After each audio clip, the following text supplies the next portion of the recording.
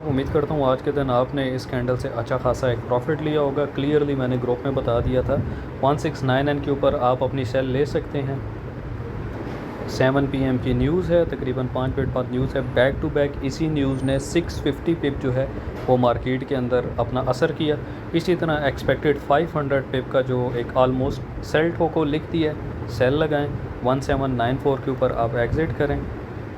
Second अगर कोई long चलना चाहता है तो 1792 एक्चुअल जो एग्ज़िट था 1794 का एग्ज़िट था, जिसके ऊपर ये प्रॉफिट बनाया गया और ऑलरेडी स्क्रीनशॉट के साथ इसको शो ऑफ किया गया। एडवांस न्यूज़ को फॉलो करने के लिए चैनल पे चले जाएं। चैनल पे जो दो टॉप की वीडियोस हैं, आप इन दोनों टॉप की वीडियोस को देखें, जिसमें आपको क्लेरिफाई हो जाएगा कि न्यूज़ अप्लाई या न्यूज़ इम्पैक्ट होने के बाद आप किस तरह, यानी उससे पहले किस तरह आप एक्सपेक्ट कर सकते हैं कि मार्केट बुलिश है या बेरिश है।